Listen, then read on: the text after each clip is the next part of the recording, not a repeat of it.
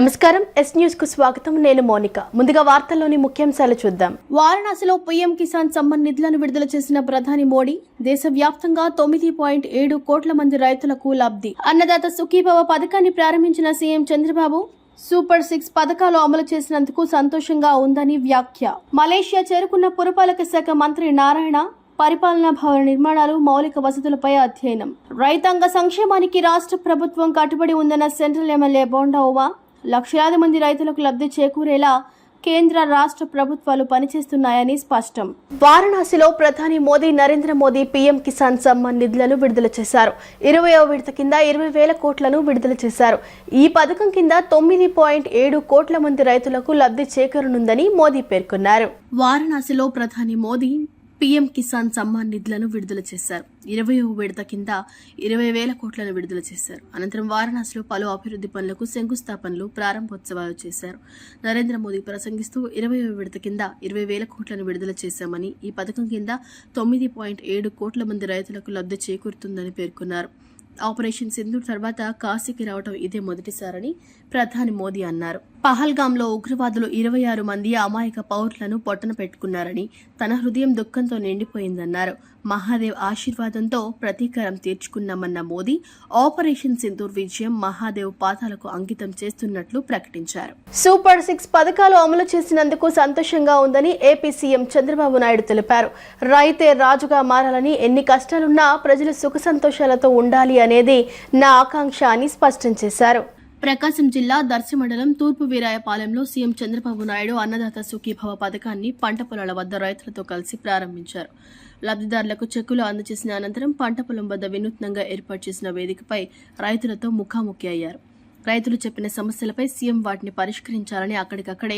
అధికారులను ఆదేశించారు రాష్ట్రంలో 46,85,838 మంది రైతులకు అన్నదాత సుఖీభవ ద్వారా లబ్ధి పొందనున్నారని అనంతరం సీఎం చంద్రబాబు ప్రసంగిస్తూ రైతే రాజుగా మారాలని ఎన్ని కష్టాలున్నా ప్రజలు సుఖ సంతోషాలతో ఉండాలనేది నా ఆకాంక్ష అని స్పష్టం చేశారు రైతులకు సాంకేతిక పరిజ్ఞానాన్ని అందుబాటులోకి తీసుకొస్తామని సీఎం తెలిపారు ఎన్నికల ముందు అరాచక దుర్మార్గపు పాలన నడిచిందని సీఎం మండిపడ్డారు గత ప్రభుత్వం ఆర్థిక విధ్వంసం సృష్టించిందని ధ్వజమెత్తారు గత ప్రభుత్వం 1000 పింఛన్ పెంచడానికి 5 ఏళ్లు సమయం పట్టిందన్నారు మా ప్రభుత్వం జూలైలో ఏర్పడిన ఏప్రిల్ నుంచే పెంచిన పింఛన్ ఇస్తున్నామని సీఎం పేర్కొన్నారు పింఛన్ల కోసం ఏడాదికి 32,000 కోట్ల రూపాయలు ఖర్చు చేస్తున్నామన్నారు అభివృద్ధి చేయటం తెలిసిన పార్టీ తెలుగుదేశం పార్టీ అని అన్నారు రాష్ట్రంలో ప్రతి ఒక్కరిలో ఆనందం చూడాలనేదే నా కోరిక అని అన్నారు ప్రభుత్వ వ్యతిరేక ఓటు చీలకూడదని జనసేన బీజేపీ పొత్తుకు నాంది పలికాయి అని స్పష్టం చేశారు రాష్ట్ర ప్రయోజనాల దృష్ట్యా బీజేపీతో పొత్తు పెట్టుకున్నామని తెలియజేశారు ఉగ్రవాదులకు వ్యతిరేకంగా చేపట్టిన ఆపరేషన్ సింధూర్ గర్వకారణమని అన్నారు ప్రజలకు హాని జరగకుండా ఉగ్రవాదులను మట్టుపెట్టామన్నారు ఈ కార్యక్రమంలో మంత్రి అచ్చెన్నాయుడు ఎంపీ మాగుంట శ్రీనివాసులరెడ్డి ప్రజాప్రతినిధులు ఉన్నతాధికారులు పాల్గొన్నారు కేంద్రం ఇచ్చే డబ్బులు కలిపి 7,000 రూపాయలు ఇక్కడ ట్రాన్స్ఫర్ చేశావంటే మీ అకౌంట్కి వేసావంటే అది చరిత్ర అదే నాకు సంతోషం మిమ్మల్ని చూస్తున్నా ఒక్కొక్కరిని చూస్తే సూపర్ 6 వచ్చాయి అనేక కార్యక్రమాలు వచ్చాయి ఎంతమంది పిల్లలుంటే అంతమంది పిల్లలకి తల్లికి వందనం వచ్చింది అని ఆనందపడతా ఉంటే దానికంటే నాకు ఏరే సంతోషం ఏముందని మిమ్మల్ని అడుగుతున్నా అన్నదాత ఎప్పుడు కూడా సుఖీ భవ రైతే రాజు కావాలి అందుకని ఈరోజు ఎన్ని కష్టాలన్నా ఉండేయండి ఆ కష్టాలు నా వరకే పరిమితం మీరు మాత్రం సుఖ సంతోషాలతో ఉండాలనేది నా ఆకాంక్షని మరొకసారి విజ్ఞప్తి చేస్తున్నా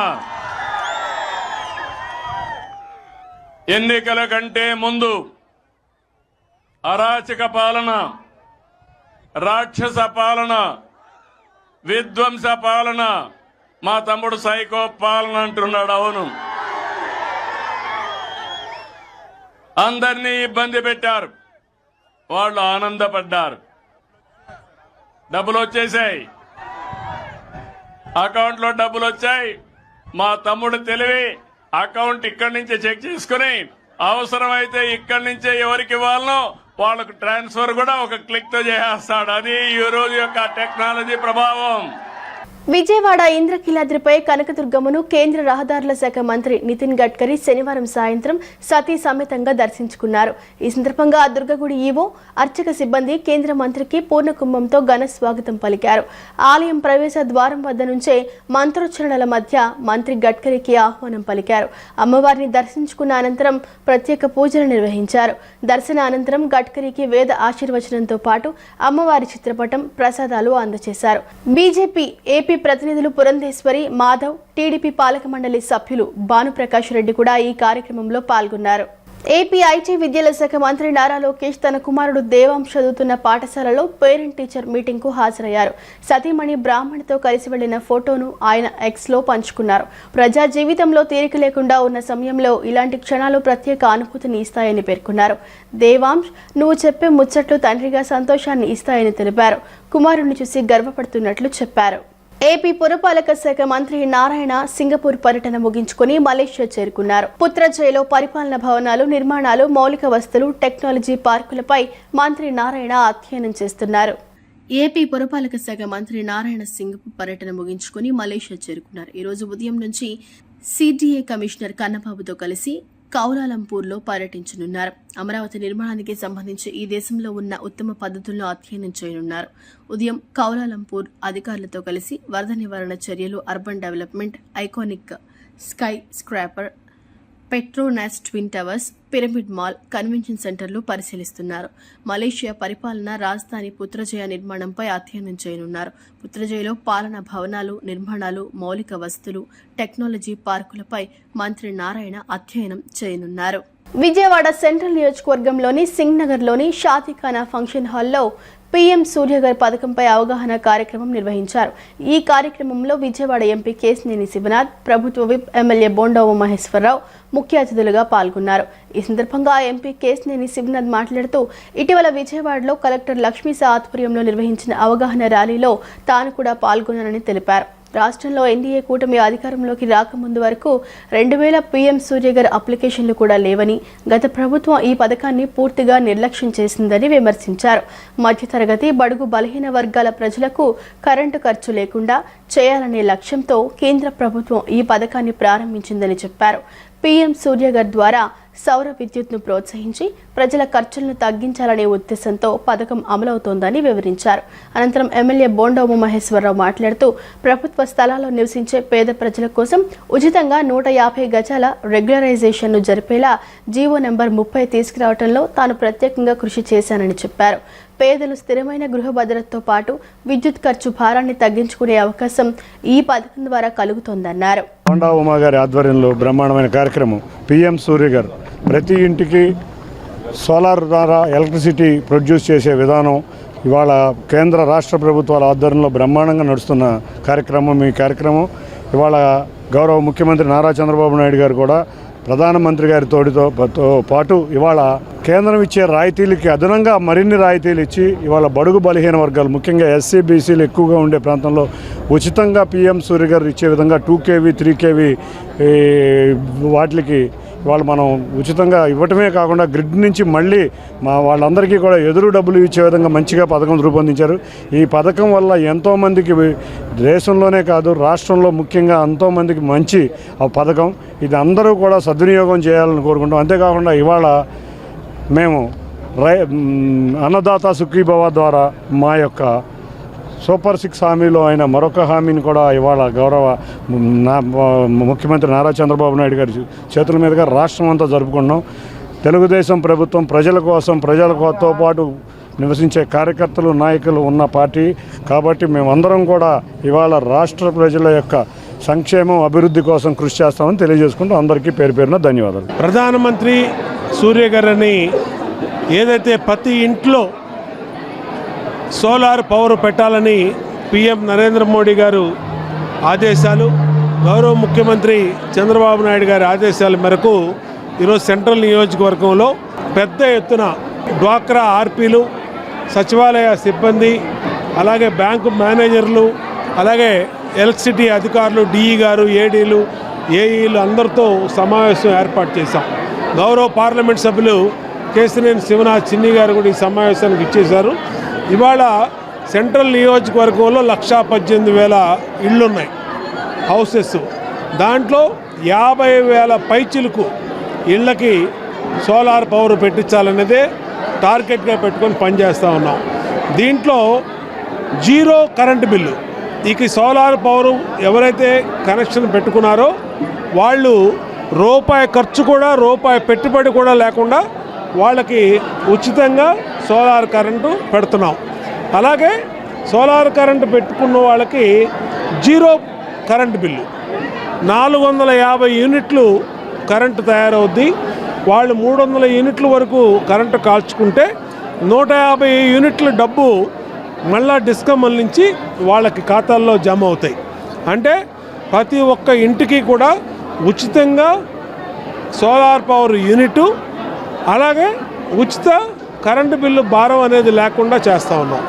ఇదే ప్రధాన లక్ష్యంగా చేస్తున్నటువంటి ఈ కార్యక్రమాన్ని సెంట్రల్ నియోజకవర్గంలో ప్రజలందరూ, ముఖ్యంగా మా డ్వాక్రా మహిళలందరూ కూడా సద్వినియోగం చేసుకోవాలని కోరుతా ఉన్నాం.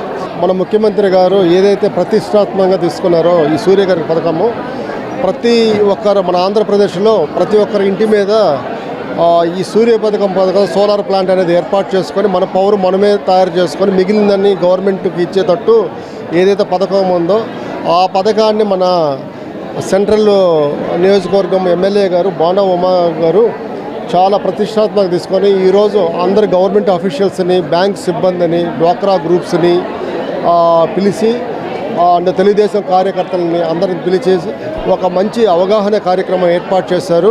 ఈ సెంట్రల్ నియోజకవర్గంలో దాదాపు 1,18,000 హౌసెస్ ఉన్నాయి. వాళ్ళని కనీసం ఒక 50,000 హౌసెస్కి ఈ సోలార్ ప్లాంట్ ఏర్పాటు చేసిన ప్లానింగ్ జరిగింది. దాని మీద ఈరోజు అవగాహన కార్యక్రమం చేసి దీన్ని కార్యకర్తల ద్వారా, ఆర్పీల ద్వారా ప్రజల్లోకి తీసుకెళ్ళి అందరికీ అవేర్నెస్ చేసి ఏదైతే మన ముఖ్యమంత్రి గారి సంకల్పం ఉందో ఆ సంకల్పం తగ్గట్టు ఈరోజు యాక్చువల్గా ఇక్కడ ఈ మీటింగు దానికి తగ్గట్టు జరగడం జరిగింది. రైతాంగ సంక్షేమానికి రాష్ట్ర ప్రభుత్వం కట్టుబడి ఉందని రాష్ట్ర ప్రభుత్వ విప్ సెంట్రల్ శాసనసభ్యులు బోండా మహేశ్వరరావు తెలిపారు. అన్నదాత సుఖీభవ, పీఎం కిసాన్ కార్యక్రమం ద్వారా లక్షలాది మంది రైతులకు లబ్ధి చేకూర్చేలా కేంద్ర రాష్ట్ర ప్రభుత్వాలు పనిచేస్తున్నాయని అన్నారు. రాష్ట్ర అభివృద్ధి చూసి ఓర్వలేనితనంతో వైఎస్ఆర్సీపీ నాయకులు రాష్ట్ర ప్రతిష్టను దెబ్బతీసి తద్వారా ప్రజా ప్రయోజనాలను కాలరాస్తున్నారంటూ మండిపడ్డారు.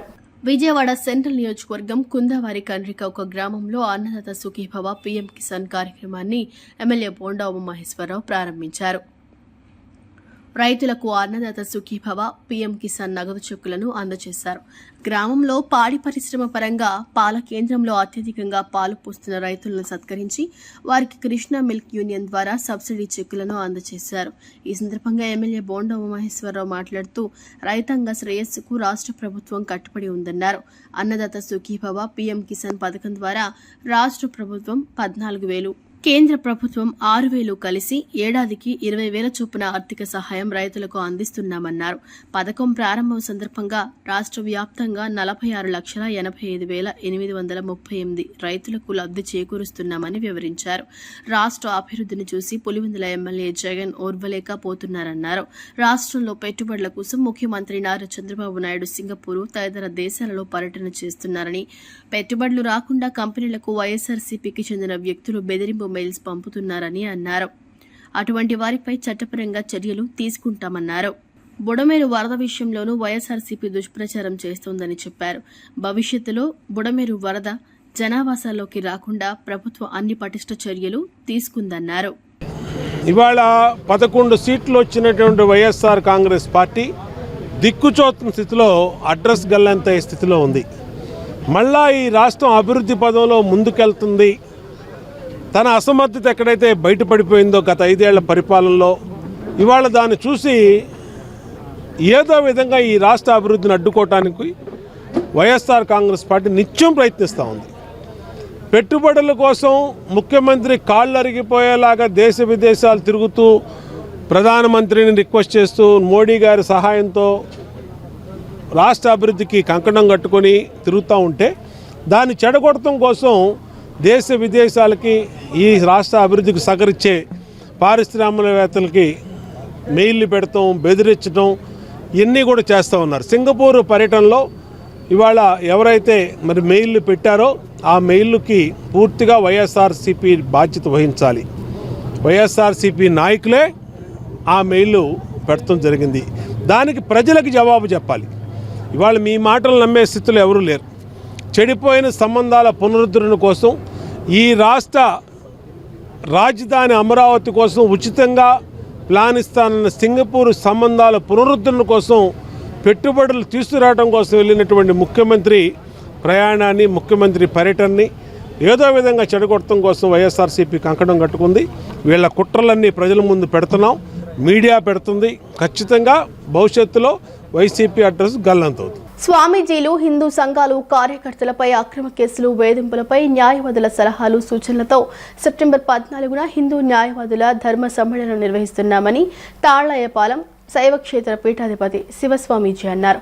తుమ్మలపల్లి వారి క్షేత్రయ కళాక్షేత్రం వేదికగా ధర్మ సమ్మేళనం జరుగుతుందన్నారు.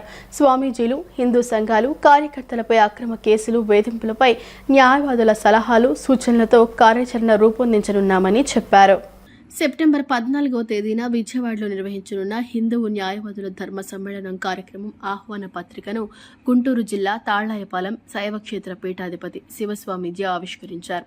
ఈ సందర్భంగా ఆయన మాట్లాడుతూ, రానున్న సెప్టెంబర్ 14వ తేదీన హిందూ న్యాయవాదుల ధర్మ సమ్మేళనం నిర్వహిస్తున్నామని, విజయవాడ తుమ్మలపల్లి వారి క్షేత్రయ కళాక్షేత్రం వేదికగా ధర్మ సమ్మేళనం జరుగుతుందన్నారు. స్వామీజీలు, హిందూ సంఘాలు, కార్యకర్తలపై అక్రమ కేసులు, వేధింపులు, న్యాయవాదుల సలహాలు, సూచనలతో కార్యాచరణ రూపొందించనున్నామని అన్నారు.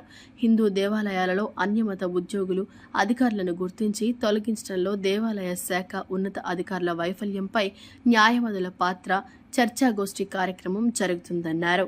హిందూ దేవాలయాల్లో పూజ, స్వామీజీలు, ధర్మవేత్తలు, ఆగమనవేత్తలతో ధార్మిక సదస్సులు నిర్వహించాలన్నారు. దేవాలయ ఆస్తుల పరిరక్షణ, కోర్టు పరిధిలో ఉన్న అంశాలపై చర్చిస్తామని చెప్పారు. అనంతరం ప్రముఖ న్యాయవాది హాజరత్తయ్య గుప్తా మాట్లాడుతూ, హిందూ న్యాయవాదుల ధర్మ సమ్మేళనం కార్యక్రమ నిర్వహణపై సన్నాహక సమావేశాన్ని నిర్వహించామని, రాష్ట్ర వ్యాప్తంగా ఉన్న హిందూ న్యాయవాదులకు, పూజ్య స్వామీజీలకు ధర్మ సమ్మేళనం కార్యక్రమానికి ఆహ్వానం పలుకుతున్నామన్నారు. హిందూ ధర్మ పరిరక్షణలో భాగంగా హిందూ న్యాయవాదుల ఐక్యత, సమిష్టి కార్యాచరణపై ధర్మ సమ్మేళనంలో చర్చ జరుగుతుందన్నారు. నమో నారాయణ, యతో ధర్మస్తతో జయ అంటూ వేదవాక్యం.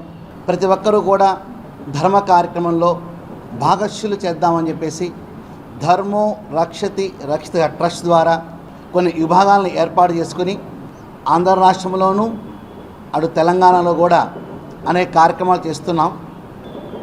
శ్రీ శైవక్షేత్రం తరపున ఒక న్యాయశాల విభాగాన్ని ఏర్పాటు చేసుకుని చేస్తున్న సమయంలో మరి ఈ రోజున వేదిక మీద ఆశినటువంటి మాన్యశ్రీ శ్రీకృష్ణ గారు, అదిరిత గుప్తా గారు, మాధవి గారు, జయరామ్ గారు, మరి కొంతమంది పెద్దలతో కలిసి ఇది గొప్ప వ్యవస్థగా తీర్చిదిద్దితే సమాజానికి ఒక స్ఫూర్తిదాయకంగా ఉంటుందనే సదుద్దేశంతో మాట్లాడుకోవటం. మొదటి సమావేశాన్ని శ్రీ శైవక్షేత్ర వేదికగా ఒక 15 మంది న్యాయవాదులతో జరుపుకున్నాం. ఈ రోజున అమరావతి రాజధాని విజయవాడ మహానగరంలో రెండో సమావేశాన్ని ఒక 50 మంది న్యాయవాదులతో జరుపుకుంటున్నాం.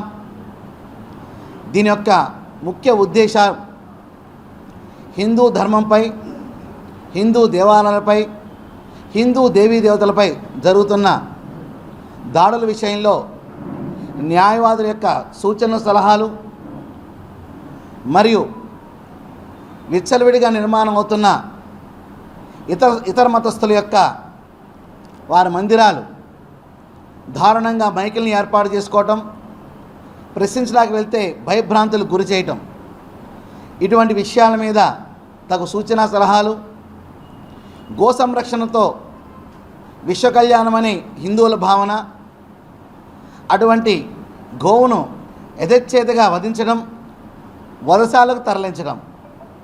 స్వామీజీ వారు చెప్పిన దాని ప్రకారం మేమందరం కూడా ఒక వ్యవస్థగా ఏర్పడి సమాజంలో ధర్మ ప్రతిష్టాపనకి మా వంతు కృషి మేము చేస్తామని, వారి సంకల్పం సఫలీకృతం కావడం కోసం రాష్ట్రం నలుమూలల నుంచి న్యాయవాదులందరూ కూడా ఒకటిగా చేరి ఆ వ్యవస్థకి బలాన్ని ఇస్తారని ఆశతోటి ఆశయంతో దీన్ని ప్రారంభించడం జరిగింది.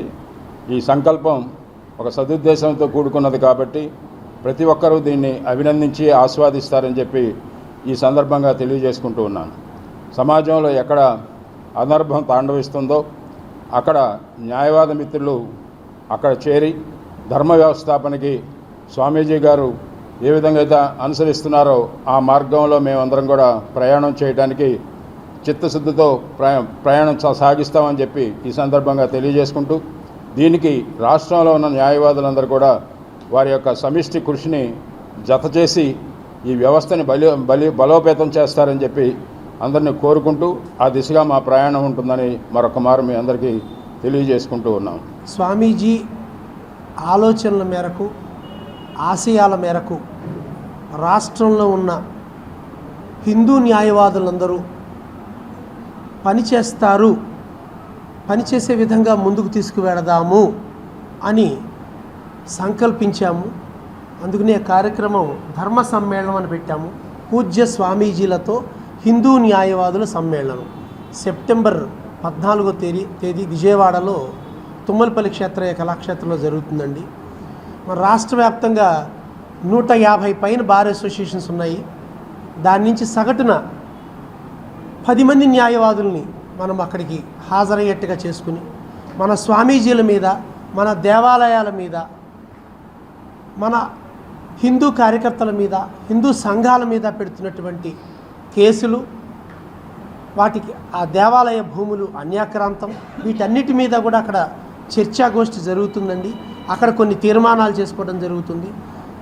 అలాగే ప్రతి న్యాయవాది దానికి తన ఒక ఆర్టికల్ని కాంట్రిబ్యూట్ చేసే విధంగా దాంతో ఒక రెకనర్ బుక్ని తయారు చేసి అది ప్రతి హిందూ న్యాయవాది దగ్గరికి వెళ్ళేట్టుగా, ప్రతి ప్రభుత్వాధికారికి వెళ్ళేట్టుగా ఇలా ఆలోచిస్తున్నారు న్యాయవాదులు, ఇలా చేస్తే బాగుంటుంది చట్టంలో కూడా మార్పులు తీసుకొచ్చే విధంగా చేయడానికి ఈ కార్యక్రమాన్ని పూజ్య శివస్వామీజీ సంకల్పించారు.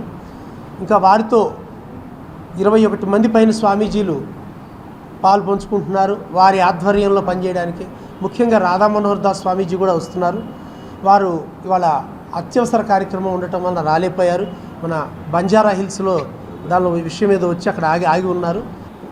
సమాజంలో ఎక్కడైనా తప్పుదోవ పట్టి అరాచకం రాజ్యం వెళ్ళేటప్పుడు ఎవరో భగవంతుడే ఏదో ఒక రూపంలో వస్తాడు అనే దానికి మనం చరిత్ర చూసాము. కానీ మనం ఎక్కడా కూడా నాకు తెలిసినంత వరకు ఒక స్వామీజీ గారు ఈ హిందూ ధర్మ సమ్మేళనం న్యాయవాదులతో ఒక మంచి కార్యక్రమాన్ని, అంటే సమాజాన్ని ప్రక్షాళన చేయాలి, చెడు అనేది జరగకూడదు, అన్నీ ఆపాలి అనే ఒక కార్యక్రమాన్ని పెట్టుకొని దానికి ముందుగా మన న్యాయవాదుల్ని ఇందులో ప్రథమంగా చూపటం ముందుగా శివస్వామి గారికి నా ధన్యవాదాలు.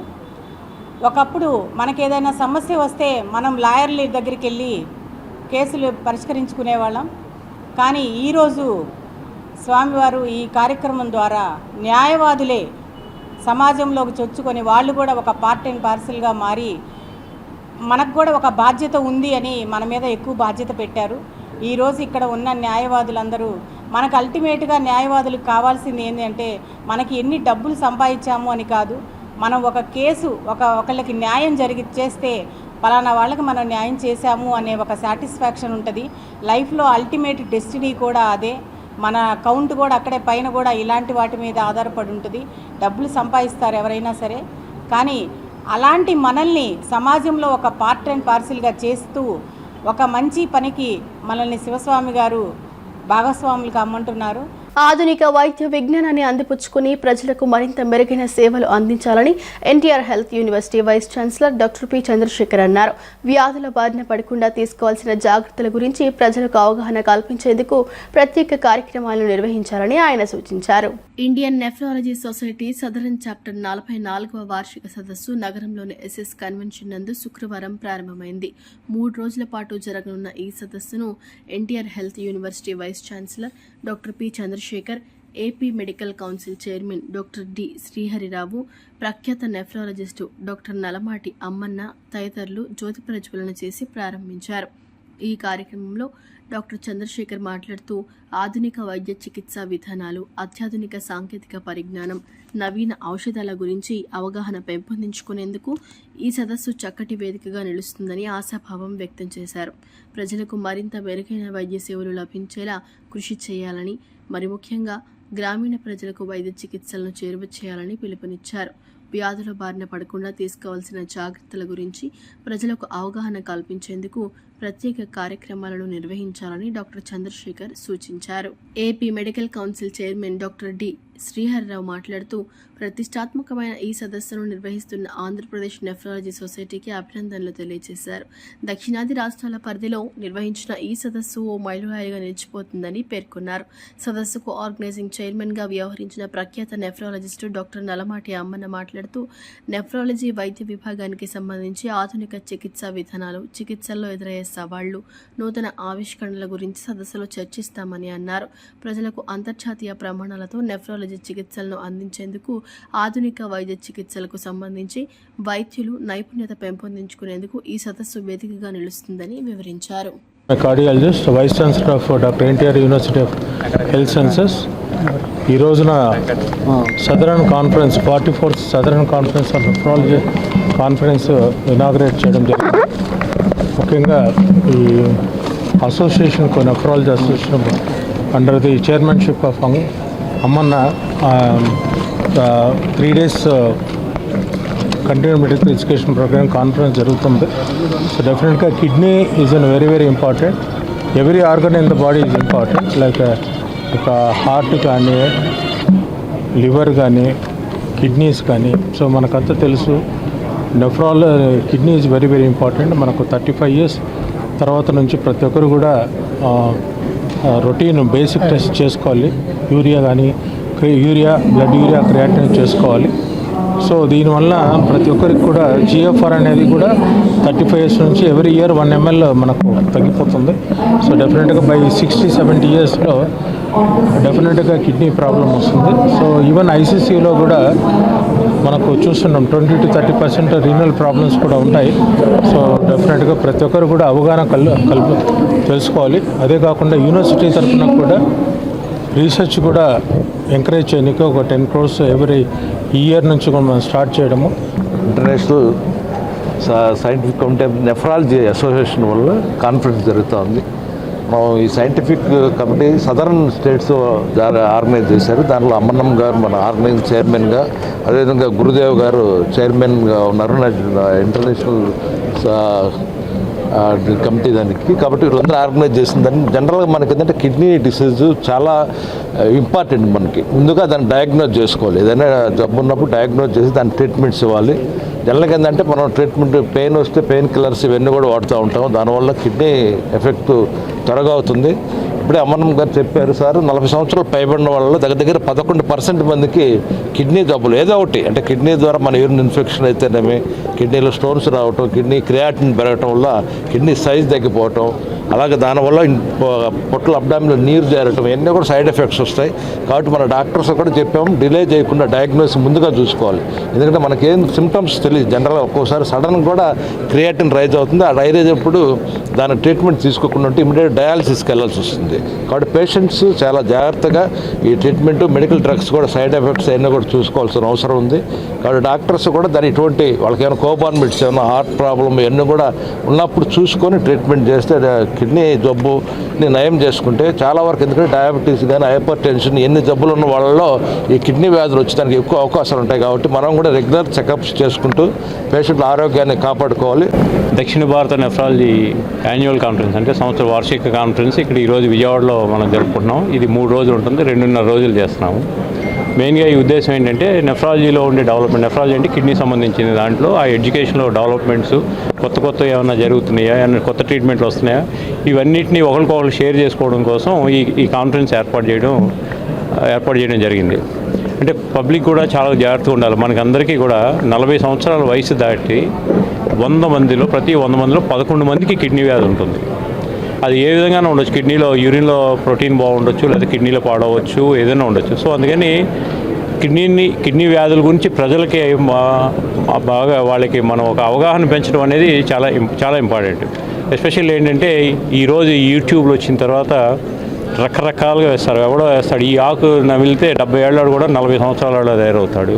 లేకపోతే ఇది తింటే, ఈ పప్పులు తింటే రోజుకి మీకు ఇది తింటే ఈ కిడ్నీ జబ్బులు అన్నీ తగ్గిపోతాయి, లేకపోతే ఈ గుండె జబ్బులు తగ్గిపోతాయి, లేకపోతే రోజుకి 4 వెల్లుల్లిపాయలు తింటే నీ రక్తంలో ఉన్న కొలెస్ట్రాల్ అంతా విరిగిపోతాయి.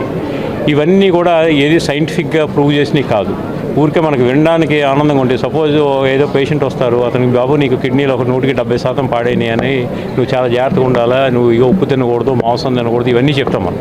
ఆ పేషెంట్ ఏం చేస్తాడు, చాలా డిప్రెస్ అవుతాడు, మానసికంగా ఒత్తిడి వెళ్తాడు. ఊరే ఇంటికి వెళ్ళిన తర్వాత ఎవడో చెప్తాడు సలహా, నువ్వురే తెల్లగల్జేరాకు రసం తాగు, లేకపోతే పునర్వాక రసం తాగు, లేకపోతే ఇగో ఈ మందులు వాడు, ఈ నాటు మందులు వాడు, ఇవన్నీ వాడు, నీకు తగ్గిపోద్ది అంటారు. కానీ ఏమవుతుందంటే ఆ పేషెంట్ జాగ్రత్తగా ఉండి ఈ పిచ్చి పనులన్నీ చేయకుండా ఉంటే 5-6 సంవత్సరాలు 10 సంవత్సరాలకి కిడ్నీ పూర్తిగా పాడేవాడికి 3 నెలల్లోనో 4 నెలల్లోనో సంవత్సరంలోనో కిడ్నీలు పాడే వస్తాయి. ఆంధ్ర హాస్పిటల్లో healing little hearts UK charity సౌజన్యంతో 35వ ఉచిత పిల్లల గుండె సర్జరీల క్యాంప్ విజయవంతంగా నిర్వహించారు. జూలై 28 నుండి ఆగస్టు 2వ తేదీ వరకు జరిగిన ఈ క్యాంప్లో pediatric cardiac surgeon doctor B R జగన్నాథ్తో కలిసి ఆంధ్ర హాస్పిటల్స్ వైద్యులు డాక్టర్ నాగేశ్వరరావు 11 మంది చిన్నారులకు గుండె ఆపరేషన్లు విజయవంతంగా నిర్వహించారు. ఈ సందర్భంగా doctor Vikram, doctor P V Ramarao మాట్లాడుతూ గత 10 సంవత్సరాల నుండి ఇప్పటి వరకు 35 సార్లు గుండె సర్జరీలు చేశామని, ఆంధ్రప్రదేశ్లో అత్యధిక పిల్లల కార్డియన్ సర్జరీలు నెలకు 50 నుండి 60 ఆపరేషన్ల చొప్పున సంవత్సరానికి 600 పిల్లల గుండె ఆపరేషన్లు చేస్తున్నామని చెప్పారు. ఇప్పటి వరకు 4800 ఆపరేషన్ల పైన ఇంటర్వెన్షన్ విజయవంతంగా చేశామని వారు వివరించారు. మొదటి నుంచి మనకు ఇది చూసుకోవాలా, that this is my second visit ఇక్కడ వచ్చేది. ఫస్ట్ విజిట్కి ఈ సెకండ్ విజిట్కి చాలా అంతర్గా ఉంది. First visit we did most of the surgery, but this visit Dr. Nageshwar Rao and Dr. Vikram, they did most of the work rather than me. We were only hand holding and we were only like aiding their surgery. Compared to the last time, we have done lot more complex surgeries this time. మనకి చూడాలా that in India 8 children are born with heart disease for every 1000 live births. అంటే 8 పిల్లలు గుండె సమస్యల నుంచి పుడుతున్నారు for every 1000 వేల.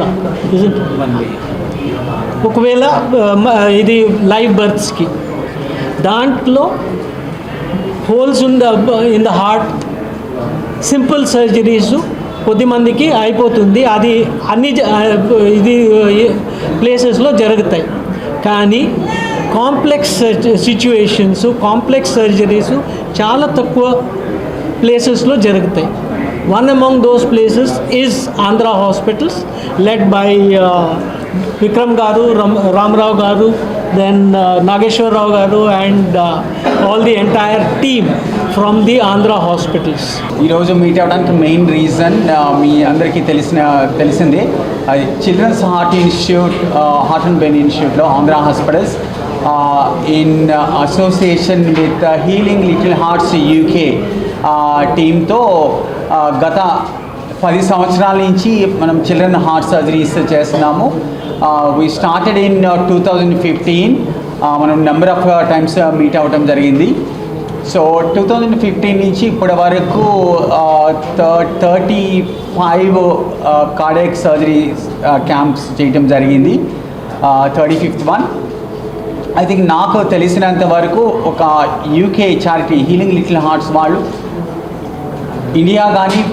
ఇండియాలో వేరే ప్లేసెస్లో కానీ వేరే కంట్రీస్లో కానీ చాలా క్యాంప్స్ చేస్తున్నారు. వార్తలు ముగించే ముందు ముఖ్యాంశాలు మరోసారి. వారణాసిలో పీఎం కిసాన్ సమ్మాన్ నిధులను విడుదల చేసిన ప్రధాని మోడీ దేశవ్యాప్తంగా 9.7 కోట్ల మంది రైతులకు లబ్ధి. అన్నదాత సుఖీభవ పథకాన్ని ప్రారంభించిన సీఎం చంద్రబాబు సూపర్ 6 పథకాలు అమలు చేసినందుకు సంతోషంగా ఉందని వ్యాఖ్య. మలేషియా చేరుకున్న పురపాలక శాఖ మంత్రి నారాయణ పరిపాలనా భవన నిర్మాణాలు, మౌలిక వసతులపై అధ్యయనం. రైతాంగ సంక్షేమానికి రాష్ట్ర ప్రభుత్వం కట్టుబడి ఉందన్న సెంట్రల్ ఎమ్మెల్యే బోండా ఉమా. లక్షలాది మంది రైతులకు లబ్ధి చేకూరేలా కేంద్ర రాష్ట్ర ప్రభుత్వాలు పనిచేస్తున్నాయని స్పష్టం. ఈ వార్తలు ఇంతటితో సమాప్తం. నమస్కారం.